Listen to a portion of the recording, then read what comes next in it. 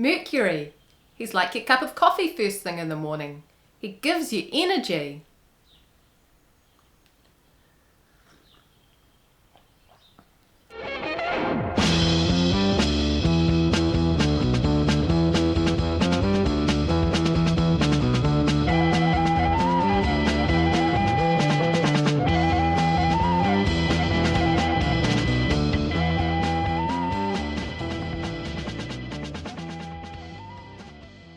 I know that you know who Mercury is, and I don't want to go insulting your intelligence by telling you what you already know, but this video is more about joining together the dots to show a bigger picture of the archetype. And an interesting facet of his character which shows up as a result of this process is Mercury starts to look a lot like Lucifer.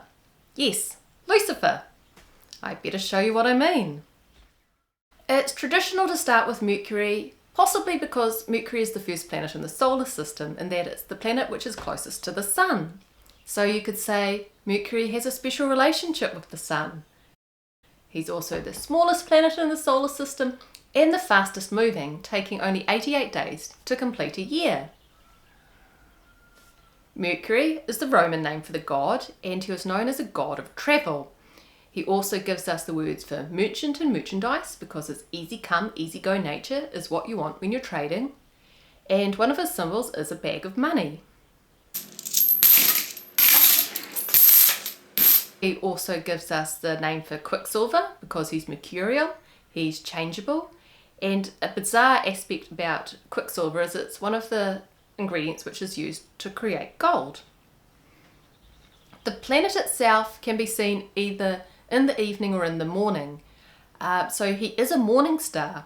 He doesn't shine as brightly as Venus, but he does glow in his own special way. Over in Greece, his name is Hermes, and Hermes was said to be born at the dawning of the day. So one of his symbols is the rooster, which is why France uses the rooster as their symbol in honor of Hermes.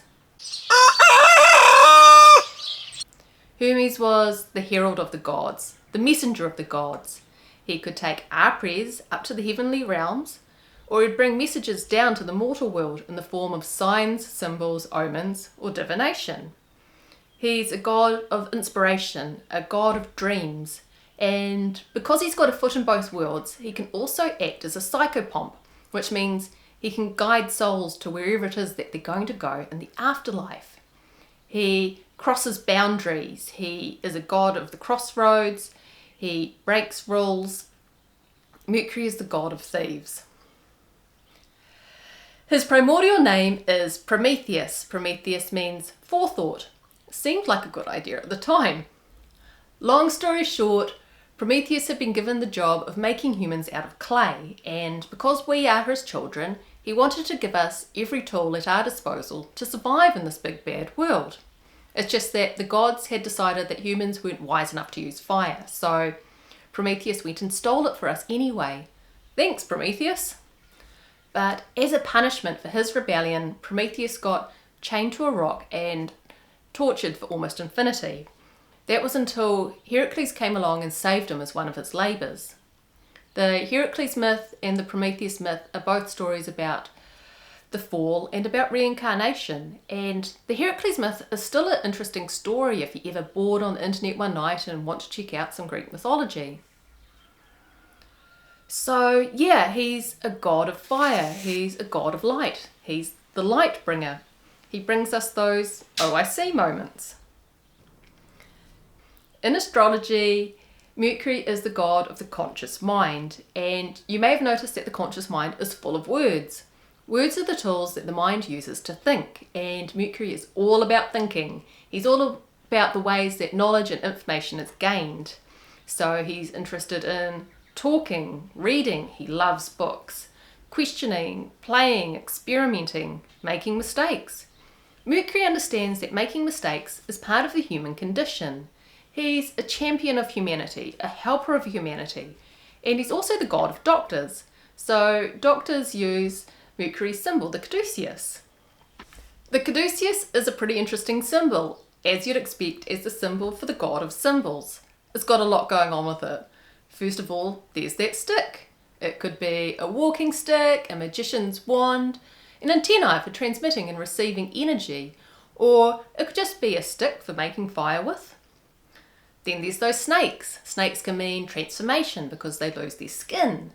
They can mean drugs. They are the poison and the remedy.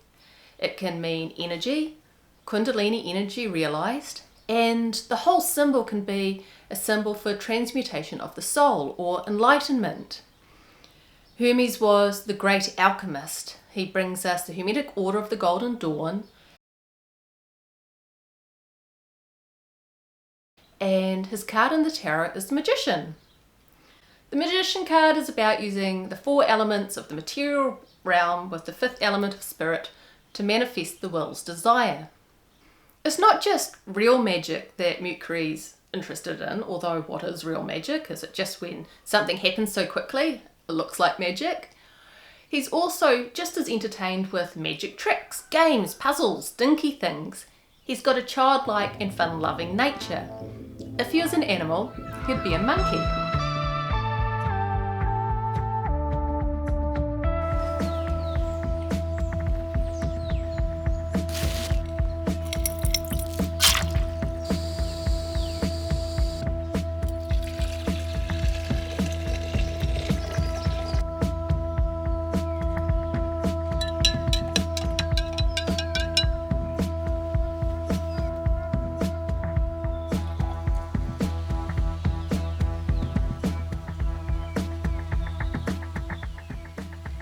Other versions of this god include Thoth in Egypt, Loki, Eshu in Santería.